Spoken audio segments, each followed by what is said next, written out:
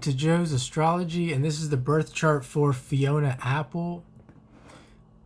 She was a singer, and we can see she's a sun in Virgo, moon in Virgo, and a 0 degrees Scorpio rising. And I want to focus on this Virgo to begin with,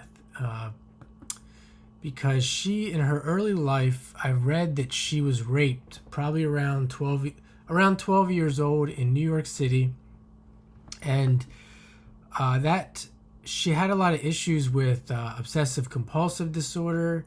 The raping, I guess, led to an eating disorder.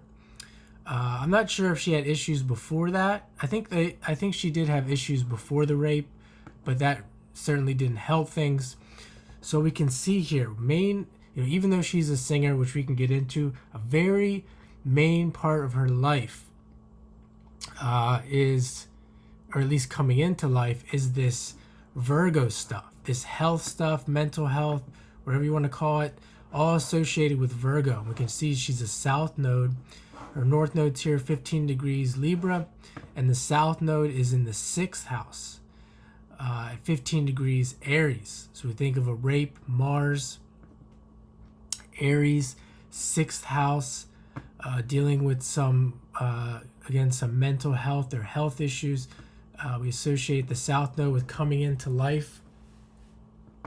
So there's that. And if we look at the Pluto, if we look at the evolutionary astrology way of looking at things, we start here with Pluto. The north node is there with Pluto.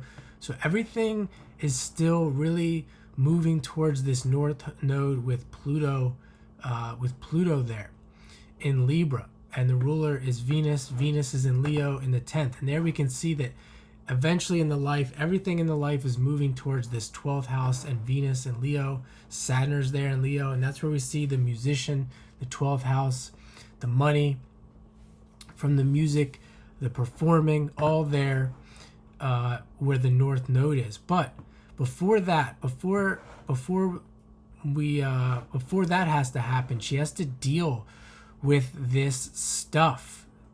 And the rape is just an incident that kind of brings that up early in life, that we see in life in astrology. Oftentimes something in the life early in life will come up to cause or to start the movement of dealing with certain things. And that's what we see here. And we can see the ruler of the south node is Mars. It's with Jupiter there in Cancer, the home, the family, and that's in the 9th, which there's a reason why I want to mention that, because I read that after that incident, the family eventually moved all the way across the country to LA to get away from that scene so that she could heal.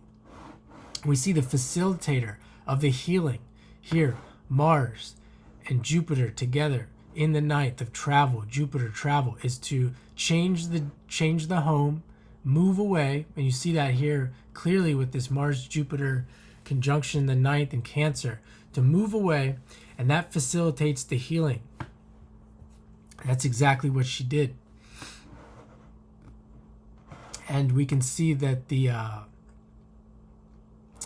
that Mars-Jupiter is squaring the nodes. So this is a tension, this is a difficulty in the life we could say has to happen or is likely to happen so that this person can begin to heal or continue to heal.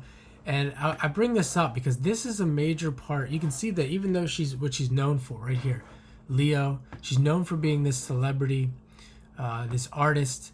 But if we look a little bit deeper, we can see even the Mercury is retrograde in Virgo as well, that this Virgo stuff and this 6th house stuff is a very major part dealing with this trauma. Uranus in the 1st house. Uranus, trauma in the family, the home. You see Aquarius there in the 4th house cusp, dealing with all of this stuff so that she can be successful, that she can move forward in her life. And there was indication with this Pluto here, this north node, as I showed with the facilitator Venus, that all of this would happen, that you could say it's fated. And I even saw that that she took self-defense classes to deal with, to cope and to heal from all of this as well. We think of self-defense, Mars, Aries, sixth house, more of this therapeutic work. You can see it's of a very martial way of dealing with things. And you could even see that in evolutionary astrology, there's a going back and forth to resolve, going back and forth between these two houses that she probably will have to deal with for the rest of her life. Going back and forth between this harmony, peace in life, where she probably gets from her music, 12th house, this escape that she can do from the harsh realities of what the work that she has to do to heal from this. And it really shows that there is a strong emphasis to resolve this energy in the sixth house through healing work in order to move forward, which she has done. You see a lot of people with this signature, this square. They don't actually do the work, or it's a lifetime effort to do this work. They spend a lot of time in this 12th house area trying to escape what they have to deal with. And sometimes it's not even an escape. It's just the way it is. It's just something that you can see in the chart that could be just something that's difficult that a person has to deal with. But you can see that in a positive way. What she's done, she's a little bit that I read that she's quit drinking as well. You can see that again, going into the sixth house of healing, and she's gotten into activism. Because this doesn't go away. It just kind of gets transformed. You have the music piece, you have the early life stuff from dealing with the trauma and then becoming this successful musician, 12th house, and then you have maybe the drinking, drugs, 12th house, going back into the 6th, dealing with that, and actually becoming an activist, a philanthropist, and doing some work, 6th house work, that is going to help her stay off of these negative things. Because what does that do? Doing that type of work, that puts you in the 12th house as well. It really becomes like a balance between the 12th and the 6th. It's not alcohol anymore. Think of like a musician, right? The work is, a lot of musicians will do drugs and drink, and it's something that's probably kind of goes along with music. It helps music. And then you move into being an activist, 6th house, and that puts you in the 12th house. You think of Neptune as being Neptune Pisces, as helping people, having empathy, and that is a very strong position. That's a higher level, a higher expression of the 12th and the 6th. And you can really see with this life that transition from the lower level to the higher, the lower expression to the higher, more spiritual expression. You can even see she has Neptune in the second, the house of values. It's right there in the middle of the second house. So this, any way you want to look at it, this person is going to value all things that have to do with Neptune, and it's just a matter of figuring these things out, that they really are similar energies, and choosing which energy that you want to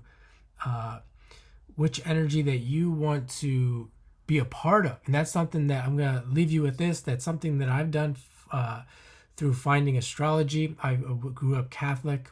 I've always found peace and solace in spirituality, whether it was in the church, and then getting away from the church.